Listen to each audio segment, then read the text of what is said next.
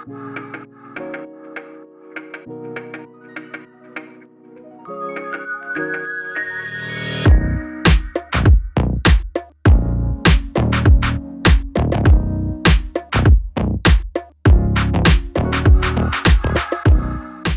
and welcome back to the next episode of my podcast, Not the Same, where I bring you true stories of real people sharing their personal testimonies of transformation. I'm your host, Rachel Heinberg. If you've been tagging along since the first episode or just tuning in now, I'd really love to hear feedback from you. Maybe there's a particular episode that you enjoyed more than the others, or maybe let me know someone you think has a story of transformation you'd like shared here. Our email address for this podcast is notthesame.cfm@gmail.com. Feel free to send an email, introduce yourself, and share with me how this podcast has impacted you. If you are new to the podcast, I'm glad you're here, and I hope this will become a new favorite. We are available on all major platforms, so like, subscribe, follow, and above all, share it with someone. Positive reviews are also welcome. Last week, I sat with Cheryl Stellenberg as she shared her amazing story of finding fulfillment in choosing God's plan over her own. Today, I am really excited to have Leebon and Britde here with me. I mentioned this a bit when I had his wife Chanel on for our third episode, I believe, but my husband and I met them at a Bible conference in Prescott, Arizona, but didn't get to know them until 7 years later when we moved here in 2021. Leebon was saved and discipled here in the Elders Church. He has pastored several places around the province and is now back to assist, and it's been a huge blessing. Something I noticed the first time I heard him preach was how much he reminded me of his very first pastor, Pastor Greg Mitchell, and that is a testimony in itself. I'm anxious to get into his story today, and from the little bits and pieces of what I've heard, it's an incredible one of God's amazing love. Of course, I'm going to let him tell it. So, Leebon, thank you very much for taking the time to tell me your story today. Thank you for having me. So just start with how you grew up, your background. Okay, so I normally start my story off when I was 9 years old because that's the furthest that I can remember my story. I can't remember what my mother looks like. She was a jolly person, apparently. I don't know much about her, but what I can remember is she had married a man and he was an abusive guy. And so from time to time, he would have hit her in front of us.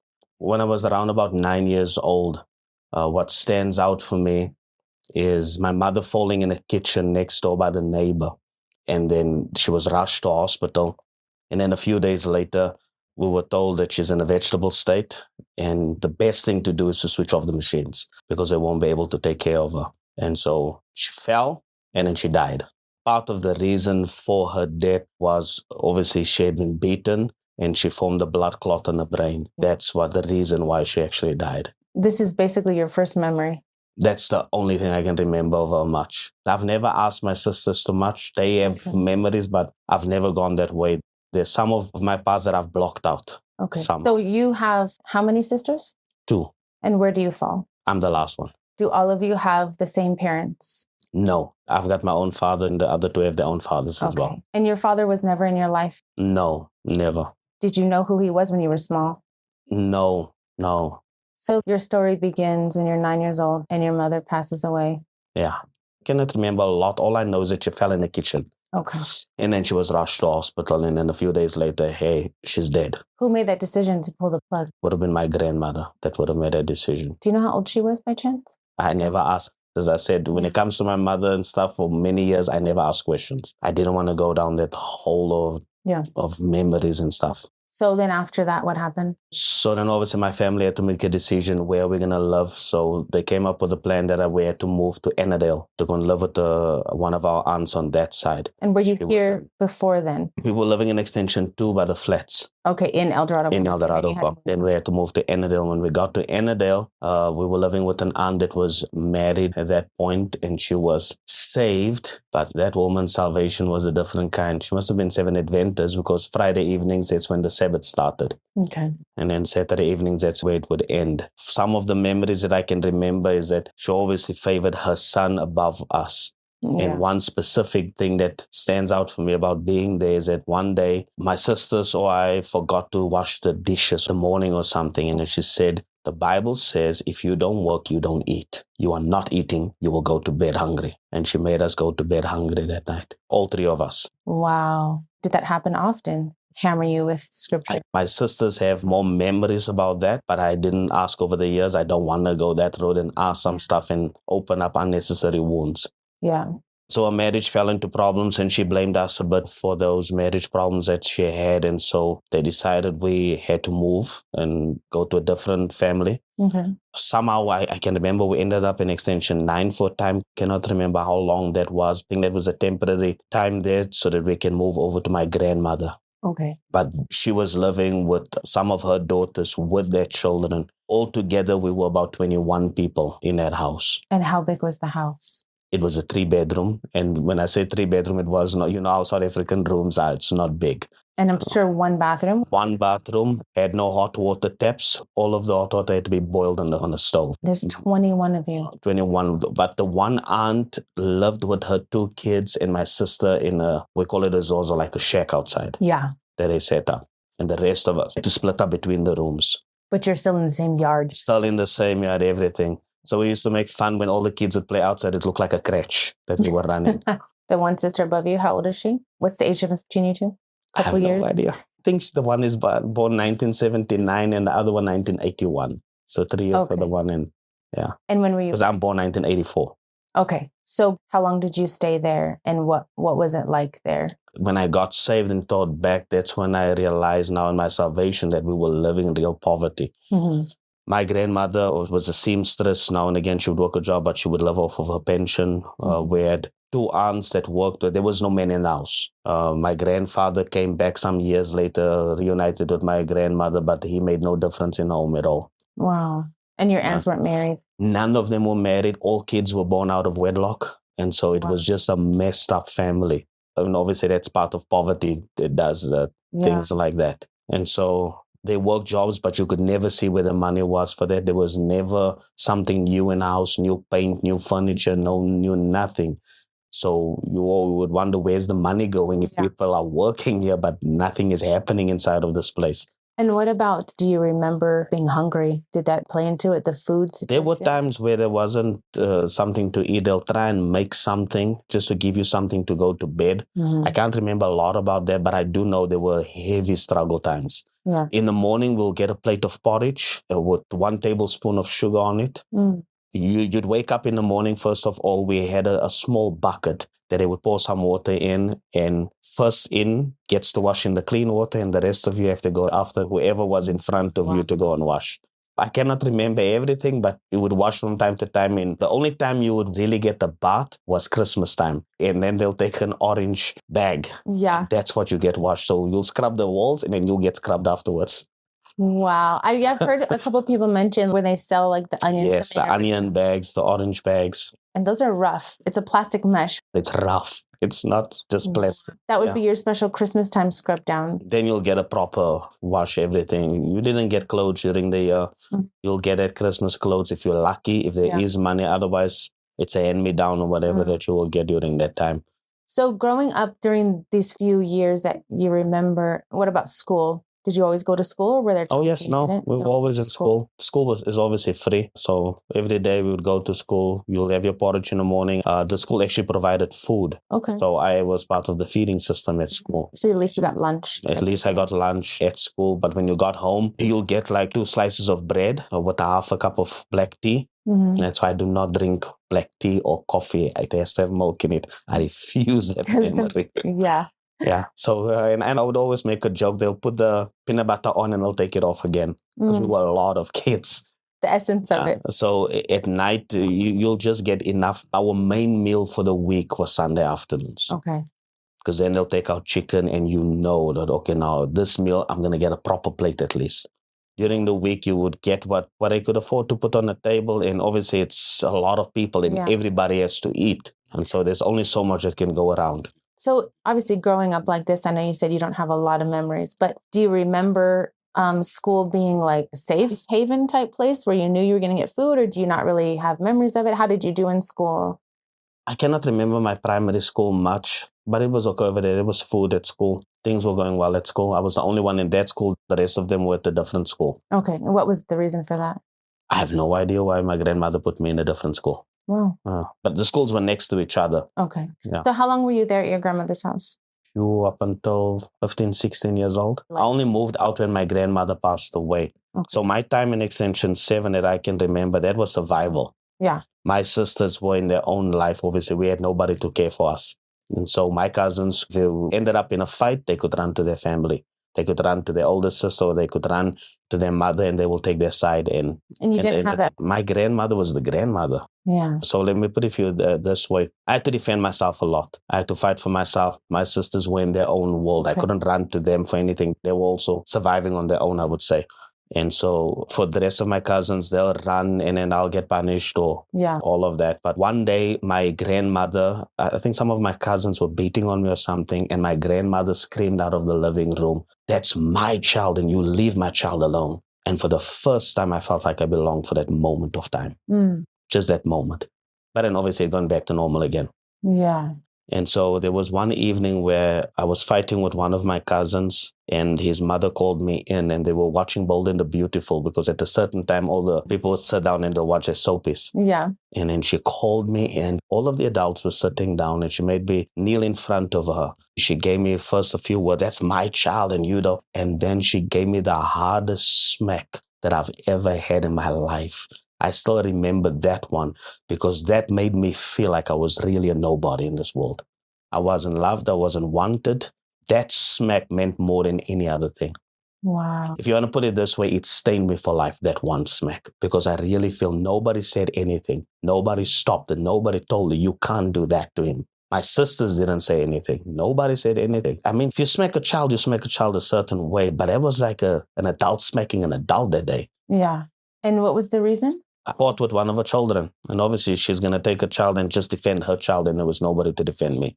Wow. That was one of my aunts, one of them. Wow. So everybody saw to their own kids, and obviously we just add-ons in the home. There's no way for us to go where to look for our own stuff. My grandmother later onwards in life, she got sick. Okay. And then we went to go and visit my eldest aunt in Bella Vista. And then I think during that time, they realized my grandmother wasn't going to make it. And so they told us to go to the hospital and go say our final goodbyes to her. By that time, I should have been probably about 14, 15 years old. Okay. Or maybe younger. I'm not sure. I cannot remember much. There's a lot of stuff that's just blocked. I mean, it's snippets that I remember. Because you said you kind of had to stand up for yourself. Did you ever get in fights at school? I mean, I know a lot of kids in this situation can become really, really angry and they lash out, but some don't. Some revert back. I went back. I went silent. I caved in and became quiet rather. Okay. In fact, by the time I moved to one of my other aunts later onwards, she took me to a psychologist. There's something wrong with him. He doesn't talk. Okay. Obviously, there's nothing wrong with me. What must I say? There's nothing for me to say. You just So I probably just gave up at that point and everything. Yeah. So your grandmother dies, and where do you guys go? So what I didn't know at that point is we were actually falling under the welfare. So from time to time, when I was in high school, a social worker will come out to come and see how am I doing. And obviously, if I wasn't doing okay, we will move you. But where do you move me? Yeah. It's family. Where else can I go? Can't go to strangers. My sisters are here. There's everybody. So you just, yes, everything is okay. They're treating me well. They're feeding me well, everything. You just agree with everything because you needed to make sure that you stay where you are. Yeah. And so when my grandmother died, they asked us, so what do you want to do? You want to continue living here? And I said, I don't want to live here anymore. Because it would just be with your aunt. It's going to get worse now. Yeah. My grandmother was holding something, at least. She was probably able to hold things back to a degree. But if she's no longer there, now it's going to get 10 times worse. Were your sisters still living in the house? They were living their own lives, but they were still living there as well. But they were in their own world. Yeah. The one sister was of age by that time to no longer be under the welfare. And so the two of us had to make a decision what we're going to do. So they moved us out. The one aunt that was in Annandale, the marriage fell apart. She moved back to Eldorado Park Extension 2. So we were supposed to move to Bella Vista to the oldest aunt. From one of the pictures I saw, she looked more apparently like my mother did. And so I felt maybe that will be a more of a connection. I remember asking her one time, can I call you Mama? Because I never had somebody that I could call Ma or something or Mommy or never had that. So I longed for that, to just call somebody Mommy or something. And so she said, no, it's fine. We could move over there. But I also thought about going there. My life would turn out so much worse. There's an older cousin that was there. And I remember him taking a cricket bat and beating his one sister with a cricket bat. He's going to beat me if I like that, if I go over there. Yeah. They steal, later on, they went into drugs and all of that. I think God saved me from going there. Yeah. So we moved temporarily to the aunt in extension 2 that had divorced the husband, marriage fell apart. And so when we got there, she had changed a bit. She was just her and her son. It was a 1-bedroom flat. The one was like your living room, but they turned it into a room. Yeah. And so we saw that, no, there's more peace here than at the home where we come from. And it's going to be better than one we're going to go to. So we decided we're going to live here. But I quickly figured out why also some of them wanted us, because they were getting money for us. I didn't know. I thought this was just family I was living with. It's only later onwards that I found out they were getting paid for us to be Because the there. welfare program will pay whoever. Yes, they paid for it. It's not like the SASA grants that people are getting. There's a different one for orphans. Okay. And so they were getting money and they never told us a thing. My mother had worked in her years, but the guy that she was married to ate out all of the money. And so by the time my grandmother found out, it was too late for that. And she got a little bit of money out of that and put it into a bank account for us. But the majority was gone. Basically, the inheritance. You could have had something, but he just took it all. He took it all and he spent it. And so we were the aunt in extension 2. She'd become better at that time. Obviously, still religious, woke up every morning, 5 o'clock to pray, tried to force us to pray. For what must I pray? I mean, look at my life. There's no reason for me to pray at all. So during this time, you said maybe she was a Seventh-day Adventist, something like that? I think so. Yeah. I think because Sabbath and all of that, I have no idea. But she didn't go to church. We never went to church there. Oh. My grandmother used to go to Anglican church. Okay. So we would only go on a Sunday morning with her to Anglican church and that's it, and go back home. Did you ever retain anything from that? There was nothing. I got baptized in the Anglican church. It didn't make a nick of a difference at all. So living with this aunt as well, she was religious. She read the Bible, prayed, but that did nothing. She didn't go to church. She had her own relationship with God, but that didn't change anything for us. In fact, that's where we started hooking up with some wrong friends and making some bad decisions with the relationships. By that time, I'm getting into my teenage years. But what stood out for me, there's the psychologist that she wanted to take me to because she thought I was broken or something. Obviously, I was broken, but that didn't change anything. Did you just go the one time or did you go a few times? Again, snippets that I remember. Yeah. My eldest sister, by that time, had gotten a job. Okay. And so she was excited. She was going to get her first salary and she wanted to come and take myself and my sister out to the movies for a good lunch and all of that. And she came to ask my aunt, listen, it's my first check. I want to spoil my brother and sister. And she said, no, they're not going nowhere. They will sit at this place. Why? I have no idea why she said no. But then obviously more anger and hatred towards her filled her heart. The flat that was an extension 2, it was a 1-bedroom flat. It belonged to my mother still. Okay. So that guy that she had married that time, he tried to sell drugs. He got caught and he went to prison and his brother lived there. So my sister said, no, this is not going to happen. I've got a brother and a sister that has no place really to live. They're being treated that way by family members. I'm not going to put up with that. And she went and she fought for that flat. Some of the neighbors that knew my mother, they stood with her. Yes, throw him out. His brother is in prison. He doesn't have to be here anymore. So the neighbors fought in order to get him out. He was thrown out. And when that happened, she came and said, I want my brother and my sister. And she took us. And then obviously the welfare got involved. Is this what you want to do? Yes. We want to move out with our sister. And we moved out. So you two were underage still, but because she's overage, she's able to become your legal guardian. Yes. How was that? Did life change? Was it better? The only income was our income, the money that she got for the 2 of us. So now we're moving over there. Yeah. Now it was going to be our income again. But by that time, my one sister had just turned about 18 as well, the other one. Okay. So it was only my income that was going to be drawn. But she's also working, the oldest sister. No, but that time, I don't think she was working anymore. Oh, okay. So I remember moving in and asking, so what are we going to do? What's the rules going to be? Because my one aunt was full of rules and rules and rules. No, we're brothers and sisters. We don't need rules. We can just live as a family together. Did that change anything in you? I know you said you were super introverted. So you're obviously not acting out this whole time. But did you feel any sense of belonging or even like freedom?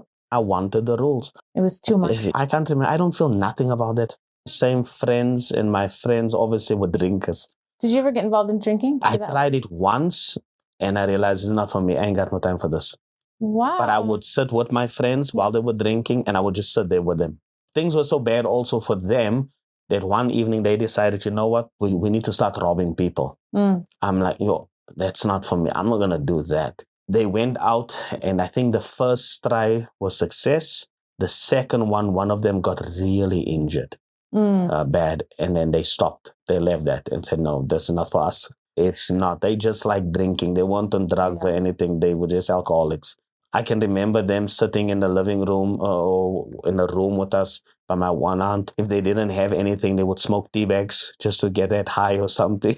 The room would be smoked. That's the only time I would smoke because it was smoke literally everywhere. But when they would drink, they would become violent.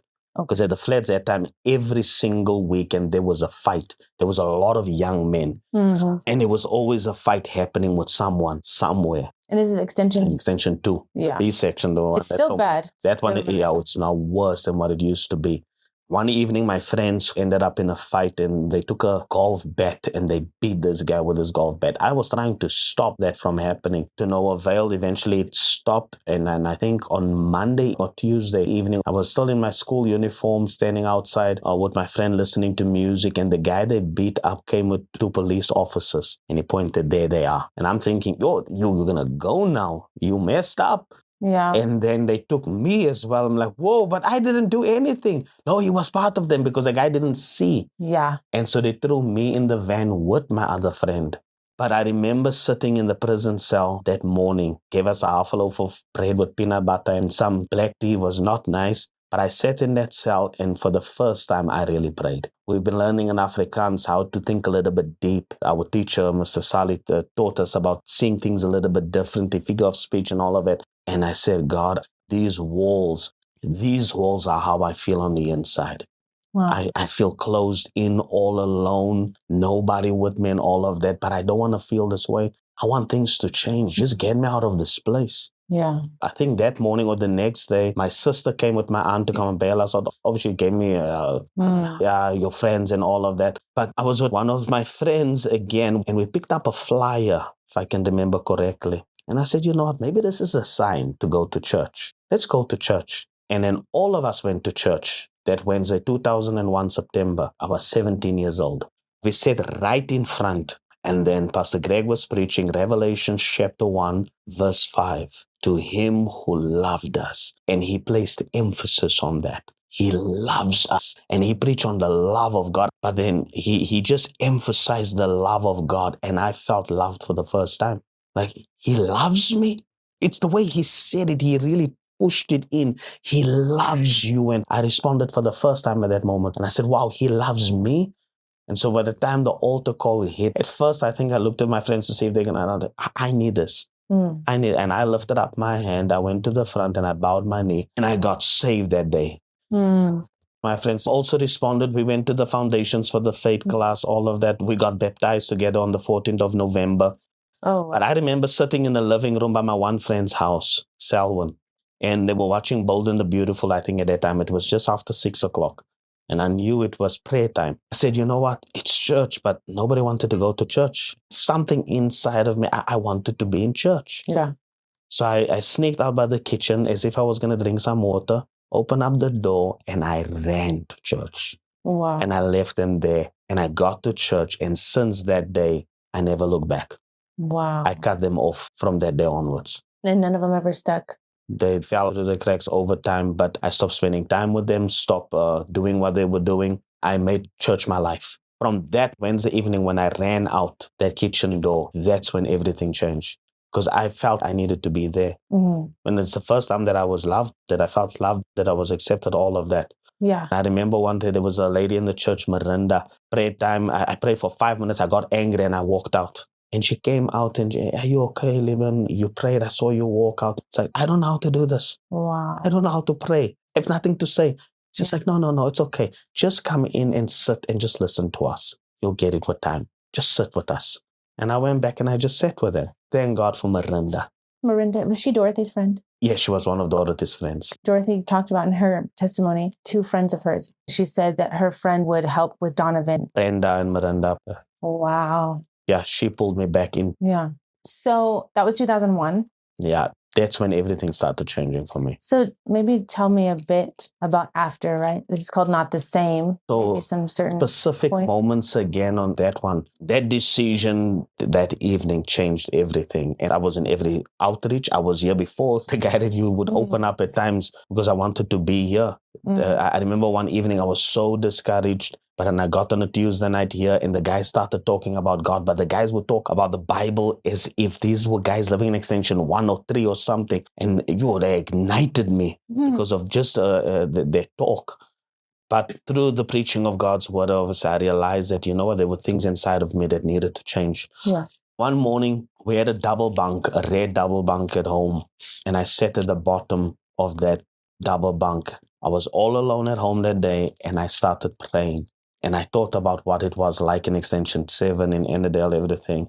And I opened up, I said, God, I am angry. First, I'm angry at my mother. She died. How could she do that? She was my mother and she died, and I blame her for dying. And obviously the man that had beaten her up, I blamed him. I was angry at my father, and I told him I'm angry at my father. He was never in my life. Where's this man been? Life could have been different, but he just left me. I'm angry at all of my family for what they've done to me all of these years. And I just named things that I was angry about. But then I said, God, I don't want to be angry. I don't want to be angry anymore. And I think that was the second time I felt like the love of God flood my soul and something lifted off of me that day. And I felt the peace of God and the anger left me. It changed me again. This time I really prayed that day and God did something inside of me to remove the anger and the bitterness, all of that was attached to my life still at that point.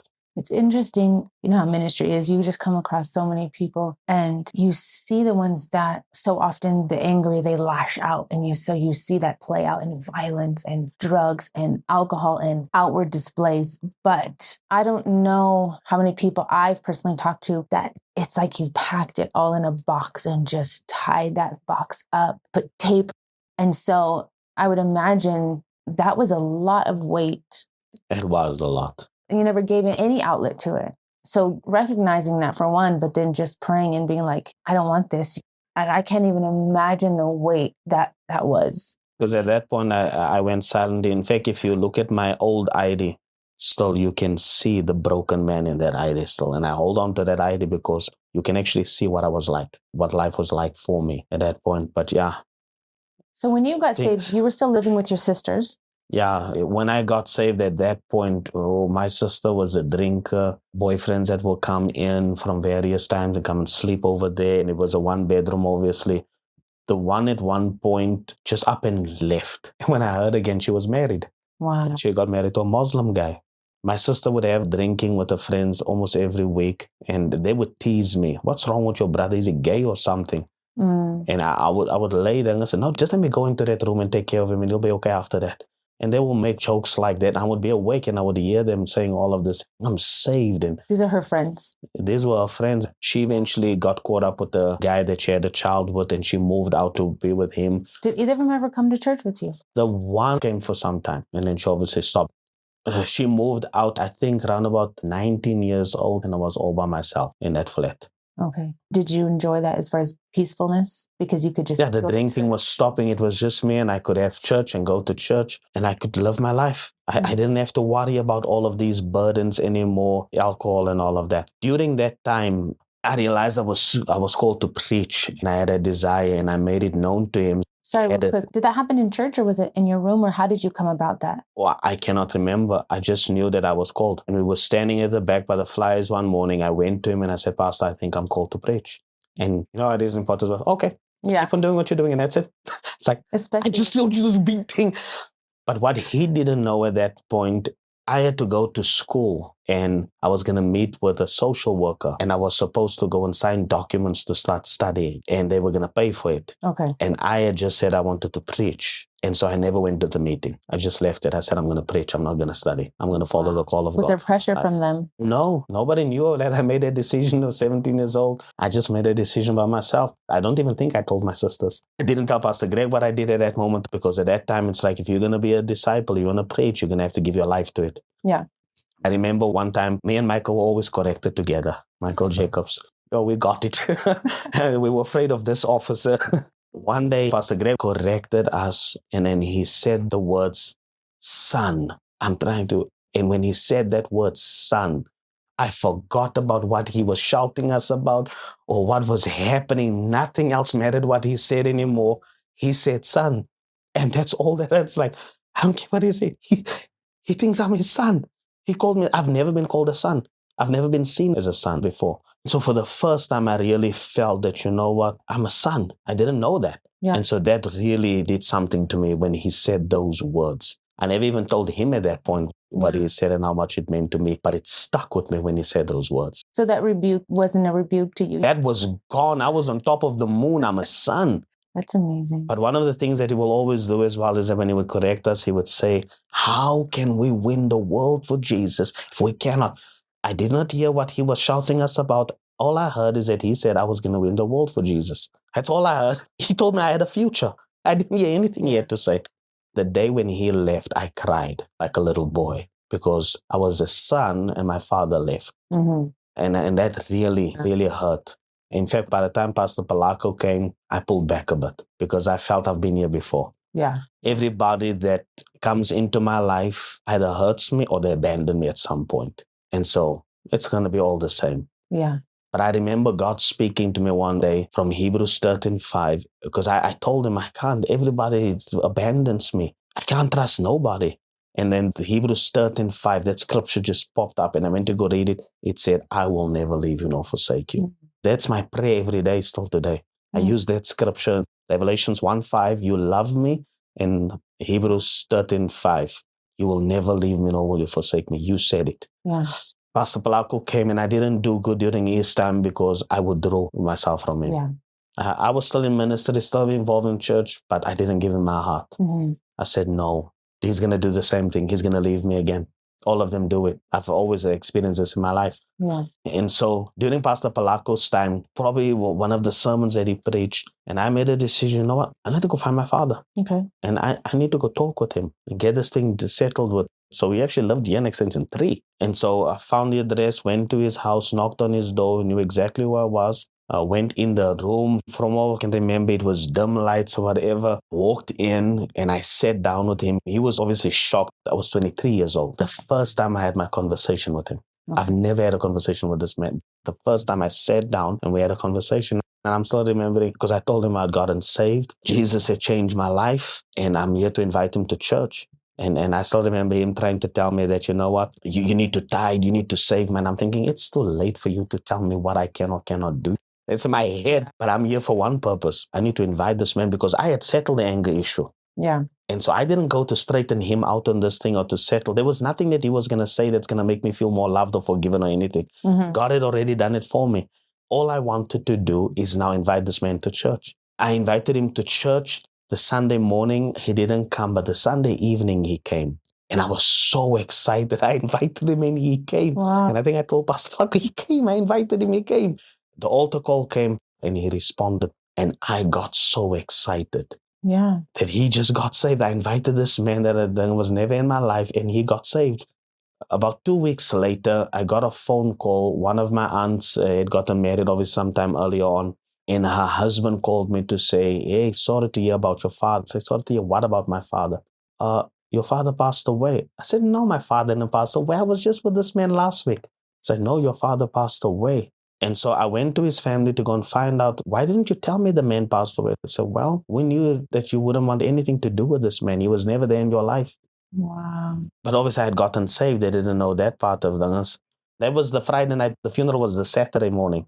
I only found out that Friday he died. Wow. And so the next day I showed up in the funeral. That's when I met, I don't even know how many other kids. There's an older brother, Romeo, that he has. Romeo took me under his wing and he went and told me, hey, this is my brother. This is Shama's other son. But I remember sitting there feeling so proud of myself because these people know him for who he used to be, but they don't know he got saved 2 weeks ago. And that for me is like, you don't know the man just got saved. That was almost like your own gift that God gave you.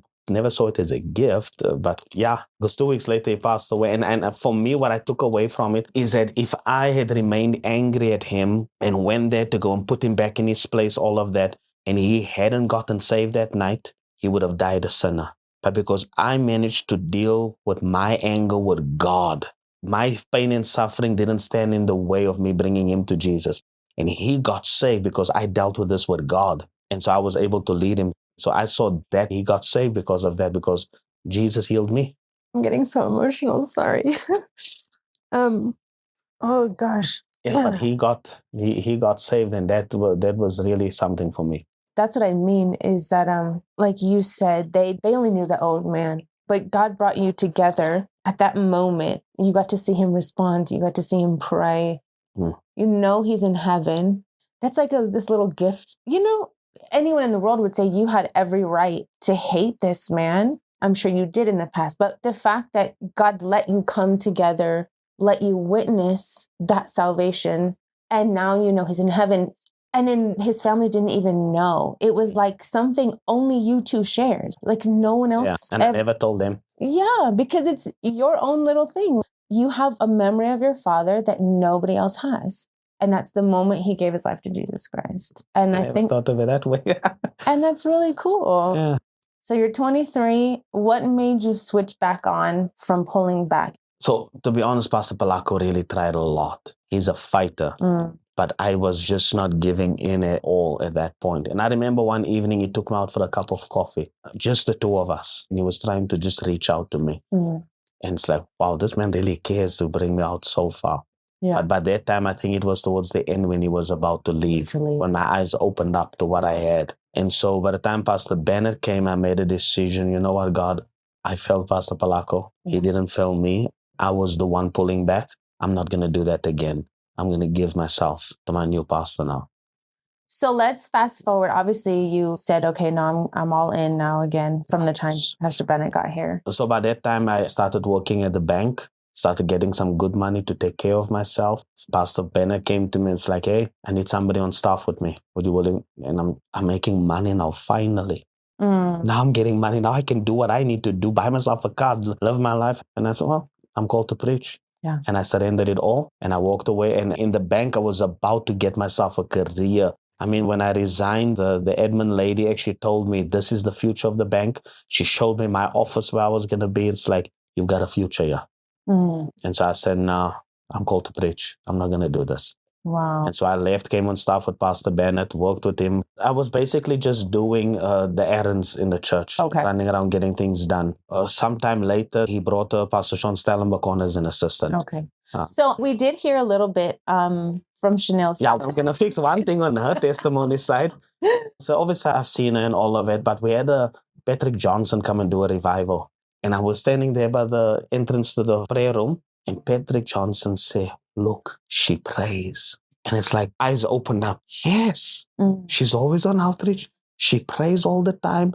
That's the kind of person that I want to marry. Yeah. Because in our minds at that time is that you had to buy a car that's big enough, that has a big boot so that you can put in your equipment, the right job, and you need to marry the right girl. You know, the kind of girl that's going to take you out of ministry, out of the will of God one day. Yes. And so, yes, this is the one. This is somebody. And obviously started a relationship with her, went to her mother, asked her if I could date her. No, she has to finish school first. Okay, no problem. I'll wait until she finishes school. As soon as she's finished, I went back. Yeah. If you were listening to Chanel's, you'll hear more detail, but I thought it was pretty slick that you immediately went and got that paper, got flowers, and went to her house. That was boss moves. I can't even remember that part. Oh, no, it was beautiful. But by the way, there was a proposal. So it wasn't the kind of proposal that will be normal. But I did ask, I told her, listen here, I'm called to preach. Yeah. And I know you're a woman, you're going to want security, you're going to want to have a certain future, but I cannot promise you stability. I cannot promise you a planned future or anything. The only thing I can promise you is a life of uncertainty. If you are willing to take on a life of uncertainty, will you marry me then? That was my proposal. I remember that still, because that's how I proposed to her. That is a Pastor Greg desire. But if you're willing to take that life, then would you be the one to marry me? And she said yes. That's awesome. So my husband, now it's like a joke, but I can't even remember the first time he said it. He'll always start out by saying something to the effect of, you're going to think I'm crazy, but, and then he'll tell me whatever idea. And I always tell him, I know you're crazy. That's why I love you. That's why I married you, because this life of ours has been uncertain and hectic and wild and crazy, and I wouldn't have changed anything. And when I look at you and Chanel, you guys are perfectly suited. I mean, she is totally 100% up for the ride. No, she is. She's given. And she did share how quickly things moved from the signing and then the wedding. And then very quickly you got asked to caretake a church, yes, babysit a church, and then got sent out. How many churches have you pastored? So we went to Crisville because Pastor Bennett wanted to close that church. And then he said, no, I want a sign from God if I need to keep this thing open. Yeah. And so his sign was, there was a lady that came in that Sunday morning before conference started, and she threw in a tithe. And he says, I'll take that. And I remember that Sunday morning we had 11 people in service. And so I would normally do a service and I would rush from there to come and song lead in the service on this side. The Friday night we were announced, and the week after that, it jumped from 11 to 32 people. Whoa. When I pray for you in conference, that's real. Yeah. Something is really transferred during a Bible conference. And you'd only been married for a few months. We got married in March. And then conference was August or September? September. So 6 months. And we were out. And you're out. But you'd already been babysitting the church for a little while anyway. Yeah. So that's like the fast track right there. So since Crisville. I think we were about a year or two there. Then we went to Shawela. Okay. Yeah. So it's those two churches. Just those two? Yeah. So you were in Shawela for a long time. Yeah. And how from long? There we can, I cannot, dates, times, periods, I am not good. Chanel is a brain on that. But how long have you been here? Do you remember? Yeah, this year. I think September. It's been a year. If there was one thing that you wanted to leave with people listening, maybe even something you could look back and tell somebody dealing with this kind of stuff, rejection and never feeling loved, never feeling like they belonged, what would you say? It's the same message that I got at Wednesday night. No matter how alone you feel, how broken you feel, there is a God who loves you. Somebody does love you. May not always feel that way, may not always seem that way. It may not come through words from people, but there is a God who does love, and his love changes everything. That's all that matters. As long as we know that God loves us, changes everything in our lives. Because that's the one thing that has changed my life. And then I made a decision, I'm going to do his will. Yeah. And I'm going to live for him.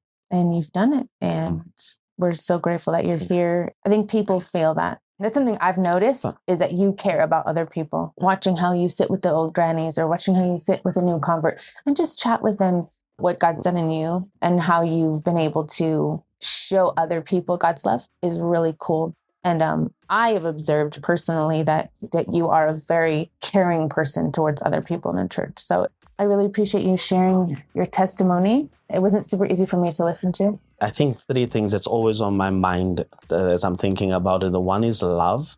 Know God loves you. The second thing is figure out your identity. Because throughout my life, that has been my greatest struggle, even to this day, who I am. Other people see stuff, I don't see it, I don't feel it, I don't see myself in the mirror, anything. And so it's figuring out that in Christ we are someone. Yes. We belong. That's our identity. I'm loved and accepted by him, and that should change everything. The third one, once you've gone through rejection and so much in everything in your life has told you you're not worth it, you are unloved, you're not wanted, all of that, trust is the biggest thing. And we have to constantly, in every relationship, make the decision, I'm going to trust this one. Yeah. Even if they fail, even if they do wrong, I'm going to trust. I remember when Pastor Bennett died, and then obviously we were waiting for the conference announcement. I was up at 4 o'clock that morning. When I saw the announcement, I bowed my head and I said, God, I'm making up my mind right now. This is my pastor. No matter what, he's going to be my pastor. And I said, I surrender my heart to him. He's going to be my pastor. Because I knew if I do not settle the trust issue now, it is going to be a battle for me. Yeah. And so love, identity, and settling trust are very important things. Wow. There's nothing more to be said. So I just want to say thank you again for sharing your testimony. I know it's going to be really impactful to a lot of people. I want to say thank you to each and every one of you that are listening. Without a listener, the story can't be heard. If you enjoyed this episode, please share it. Don't underestimate the power of a transformed life. As we heard today, God can do miracles in anyone's situation, in anyone's life. Lastly, if you are not a Christian, or perhaps you were but turned away and you want this change for yourself, John 3:16 says God sent his only son because he loved us so much, and a simple prayer is the beginning of your new story. Just acknowledge your sin, recognize Jesus paid for that sin, and ask Him to forgive you, and that will be the beginning of your new story. Until next time, this is Rachel Heimberg, and you've been listening to Not the Same.